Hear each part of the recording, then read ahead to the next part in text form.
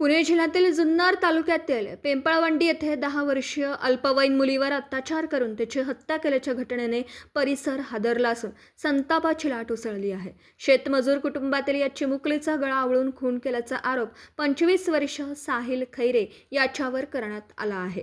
प्राथमिक माहितीनुसार ओळखीचा फायदा घेत आरोपीने मुलीला गाठून तिच्यावर अत्याचार केला आणि त्यानंतर तिची हत्या केल्याचा आरोप आहे। घटनेची माहिती मिळताच पिंपळवंडीतील ग्रामस्थ मोठ्या संख्येने एकत्र आले। आरोपीला कठोरात कठोर शिक्षा देण्यात यावी तसेच फाशीची शिक्षा द्यावी अशी संतप्त मागणी ग्रामस्थांनी केली। दरम्यान पुणे ग्रामीणचे पोलीस अधीक्षक संदीप सिंह गिल यांनी रात्री घटनास्थळी भेट देऊन परिस्थितीची पाहणी केली। यावेळी संतप्त ग्रामस्थांनी त्यांना घेराव घालत आरोपीला फाशी देण्याची मागणी केली। घटनेमुळे परिसरात तणावाचं वातावरण निर्माण झालं असून पोलिसांकडून पुढील तपास सुरू आहे। चिमुकलीवर अत्याचार करून तिची हत्या करणाऱ्या आरोपीला कोणतीही दयामया दाखवू नये अशी तीव्र भावना ग्रामस्थांनी व्यक्त केली। समर्थ गावकरी न्यूज नेटवर्कसाठी प्रतिनिधी सदानंद शेवाळे। आज दुपारी साधारणतः 2 वाजण्याच्या दरम्यान एक मिसिंग मुलगी झाली असे समाजामध्ये एक मेसेज गेला। त्याच्यानंतर त्या घरच्यांनी साधारणतः 1-2 तास 4 वाजेपर्यंत शोधण्याचा प्रयत्न केला, परंतु त्यानंतर घरच्यांनी तक्रार दिल्यानंतर डिपार्टमेंट इथं हजर झालं आणि डिपार्टमेंटबरोबर आम्ही सगळे त्यांच्याबरोबर मदत करत होतो। इकडचे ओढे असतील, विहिरी असतील किंवा ऊसाचं शेत असेल, ह्या सर्व ठिकाणी आम्ही त्यांना शोधण्याचा प्रयत्न केला, परंतु ते काय हाती यश येत नव्हतं। नंतर ह्या रोडला जेवढे CCTV कॅमेरे आहेत खाजगी मालकीचे, ते सगळे कॅमेरे आम्ही चेक केले डिपार्टमेंटच्या साहाय्यानं, तरी त्या कॅमेऱ्यामध्ये काही त्याचा शोध लागत नव्हता। नंतर साधारणतः 8च्या दरम्यान संशयित एका आरोपीला त्यांनी ताब्यात घेतलं डिपार्टमेंटनी, आणि ताब्यात घेतल्यानंतर त्यांनी त्यांच्या पद्धतीने विचारल्यानंतर तिथं पिंपळवंडीचं लेंडेस्थळ आहे, त्या लेंडेस्थळाचा एक ओढा आहे, त्या ओढ्याच्या कडेला त्यांनी तिथं त्या चिमुरडीला तिचं काय म्हणू आपण त्याला अत्याचार करून तिचा खून केल्याचं निष्पन्न झालं। आणि त्यांनी ते जागा स्पॉट दाखवला आणि त्याच्यानंतर ते क्लिअर झालं का ह्या व्यक्तीनेच हे सगळं केलेलं आहे। त्याच्यानंतर फॉरेन्सिक लॅबची टीम आल्या, पोलीस डिपार्टमेंट आले, ओतूरचे असतील, आळेपाट्याचे असतील, नारायणगावचे असतील, सर्व आमच्या लेंडेस्थळातल्या सगळं युवकांनी आणि ज्येष्ठांनी सगळ्या डिपार्टमेंटला सहकार्य केलं। त्यांना हवं नव्हते रात्रीच्या वेळेला टॉर्च वगैरे किंवा अंधारात इकडं जाणं, तर आमची मुलं पहिली पुढं जायची, नंतर डिपार्टमेंटला सहकार्य करून डिपार्टमेंट यायचं। त्याच्यानंतर त्या बिचाऱ्या मुलीचा मृतदेह तिथं सापडला। त्याच्यानंतर फॉरेन्सिकची लॅब तिथं गेली आणि हा सगळा घटनाक्रम पाहिल्यानंतर प्रत्येक व्यक्तीचं मन हे हेलावून गेले। अगदी आपल्या घरातली एखादी चिमुरडी जावी अशा प्रकारची सगळ्यांची एक मानसिकता तयार झाली होती आणि त्याच्यातून एक अतिशय दुर्दैवी घटना आहे। आणि जे कोणी ही घटना केली असेल त्या नराधमाला फाशीची शिक्षा व्हावी ही आमच्या पिंपळवंडीकरांची आवर्जून मागणी आहे।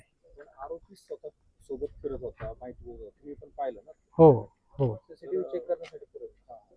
किती म्हणायचं हे धाडस म्हणजे? त्याचं हाईट एवढी आहे साहेब, ज्या वेळेला आम्ही पहिला CCTV चेक करायला गेलो त्यावेळेला तो आरोपी समोर बसला होता आणि ज्या वेळेला तो सायकलवरनं तिथं जाताना दिसला, संशयित बरं का, तर त्यावेळेला त्याची एवढी हाईट, तो म्हणतो ह्या बघा मीच आहे सायकलवाला, एवढ्यापर्यंत ते म्हणजे त्याला काय देवाने ती सुबुद्धी म्हणावी का दुर्बुद्धी दुर्बुद्धी नाही, सुबुद्धीच म्हणावी का, ते शोधण्यासाठी त्याचं ते वाक्य तेवढं एक कामाला आलं असावं। त्यांनी कुठं प्लॅनिंग या गोष्टी केल्या? नाही, ते आता कसं, आता प्राथमिक दर्शनी आम्हाला नाही सांगता येणार। बस, धन्यवाद। त्याची नमस्कार. काय पार्श्वभूमी होती का त्याची?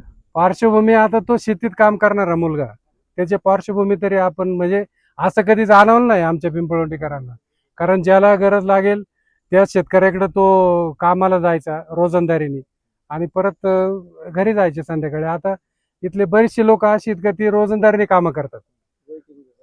साधारणतः 20 ते 25 वर्षाचं वय असावं त्याचं, आणि ते चिमुरडीचं बालिकेचं 10 वर्ष, ती मला वाटतं 4थीला होती ना, 4थीला होती ती। नातेसंबंध, ओळख काय नाही, तो फक्त आमच्या मळ्यातल्या, आमच्याकडेच जनरली ती लोक कामाला जास्त असतात, ते पाहण्यातला होता आणि हा असं करेल असं कोणाला कधीही वाटलं नव्हतं.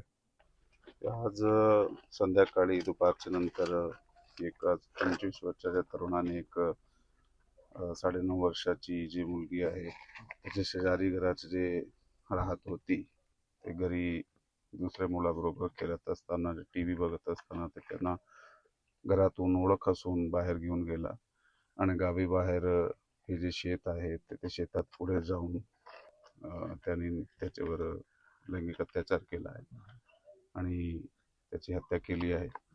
ह्याचा जे आरोपी आहे त्याला ताब्यात घेण्यात आलेला आहे आणि पुढील जे तपास आहे ते चालू करण्यात आलेला आहे. सध्या आमची फॉरेन्सिक टीम जागेवर आहे आणि त्या जागेचा पंचनामा पाहणी हे चालू आहे आणि वैद्यकीय तपासणी जी आहे ती त्याची प्रोसेस सुद्धा चालू आहे. थँक्यू.